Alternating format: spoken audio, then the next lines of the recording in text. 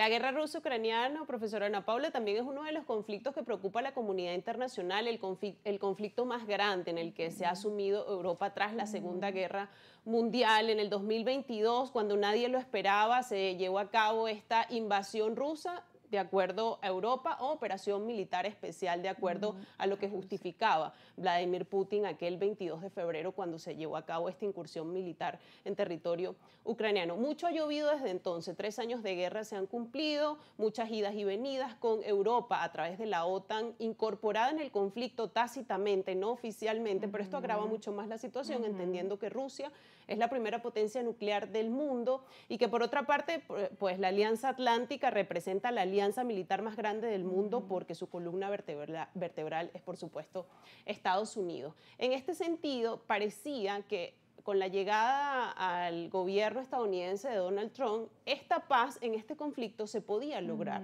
Pero pareciera que estas negociaciones están cada vez más difíciles, sobre todo después de esta cumbre en Alaska del mes de agosto, donde ambos mandatarios se reunieron, donde hay buena sinergia entre estos dos líderes mundiales, pero sin embargo, desde allí hasta este momento, las cosas no han podido prosperar y la situación se ha ido agravando mucho más. Y la amenaza nuclear de que el conflicto se regionalice y se convierta en un conflicto nuclear es mucho más grande y mucho más preocupante. Ahora, en este sentido, pareciera que la situación en Gaza está por los momentos controlada, pero en Ucrania sigue avanzando la campaña militar rusa, Ucrania se sigue defendiendo y Europa cada vez más financia precisamente la incursión de Ucrania en este territorio ruso y en la cumbre de La Haya de los países de la OTAN se aprobó un 5% en el aumento del presupuesto militar de los países que conforman la OTAN. Entonces, ¿cómo entender esta situación? Es posible llegar a un alto al fuego, entendiendo que además Putin es también un negociador muy hábil, ¿no?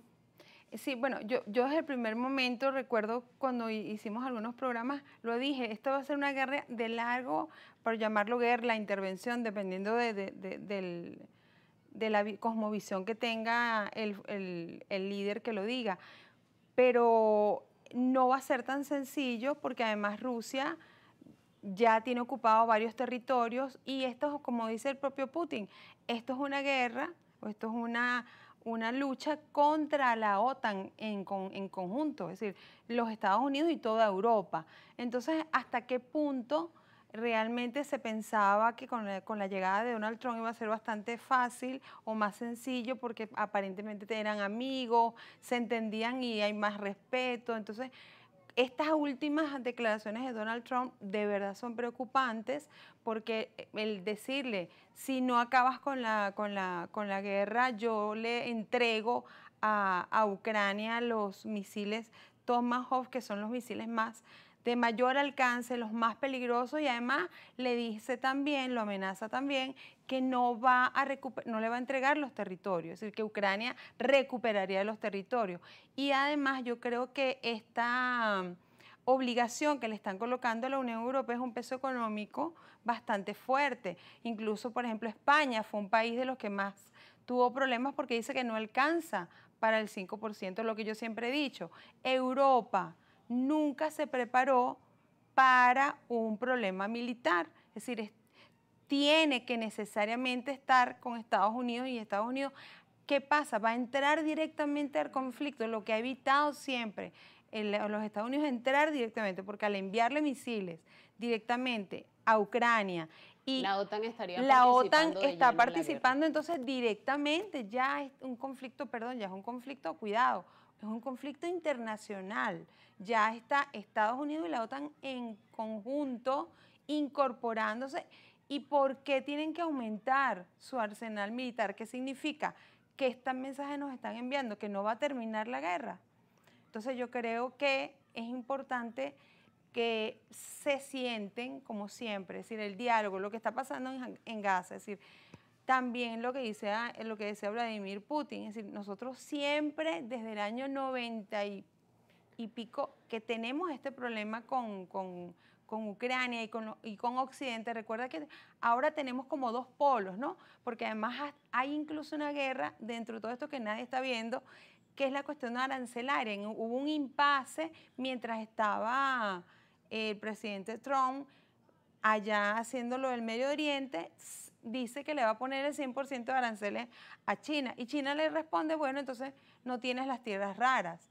Recordemos que el gran potencial de China son las tierras raras y todos los países grandes de tecnología importante están detrás de las tierras raras porque son para la gran tecnología. Entonces, ahí tenemos de verdad bastantes complejidades. Por eso yo considero que Donald Trump tenía que alguno de esos conflictos tenía obligatoriamente que bajar la tensión porque son muchos frentes abiertos.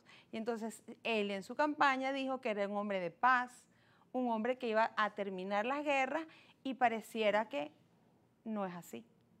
Ahora se le complica el panorama porque parecía que encontrar un punto de distensión en este conflicto ruso-ucraniano iba a ser más sencillo y que de alguna u otra forma Rusia pudiese estar neutral en esta triada entre China, Estados Unidos y Rusia, donde China es el principal adversario de Estados Unidos por esta guerra comercial que estamos viendo y que usted muy bien menciona se ha reactivado con estos aranceles que pone China a las exportaciones de las tierras raras, elementos fundamentales para el desarrollo tecnológico. Ahora que lo reguló, lo acaba de regular.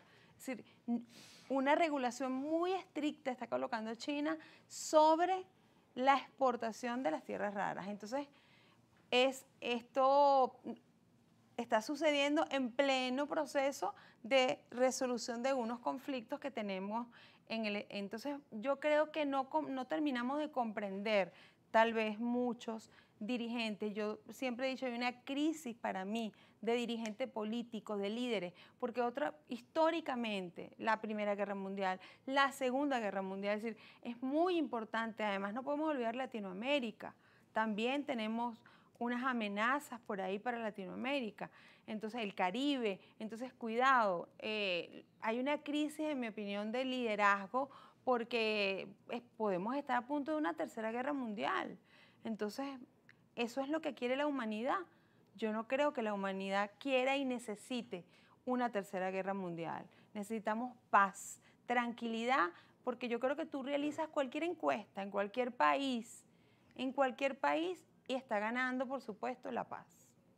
Y es uno de los asuntos que más preocupa sobre todo a los europeos, este asunto de que el conflicto crezca, se regionalice y pueda convertirse en un conflicto nuclear que afectaría al mundo entero. Las dos potencias nucleares enfrentadas, ya veíamos los antecedentes Hiroshima y Nagasaki, más de 160.000 muertos con estos dos lanzamientos para poner fin a la Segunda Guerra Mundial, las atrocidades que ha podido ver el mundo y que se tendrían que evitar a pesar de que la Organización de Naciones Unidas ha quedado muy cuestionada en cuanto a su accionar por intentar detener este tipo de conflictos. Profesora Ana Paula, seguiremos viendo cómo se van desarrollando los acontecimientos, no solamente en Gaza, sino también en Ucrania, este conflicto con Rusia, donde Vladimir Putin sigue pidiendo que se le reconozca su espacio vital, un término fundamental en geopolítica, el Lebensraum, es lo que pide Vladimir Putin en esa visión, digamos, zarista que reaviva de alguna manera a aquel momento que llegó a tener el imperio ruso. Pero seguiremos, bueno, haciendo estos análisis. Esperemos que usted nos vuelva a acompañar en una próxima oportunidad. Con mucho gusto.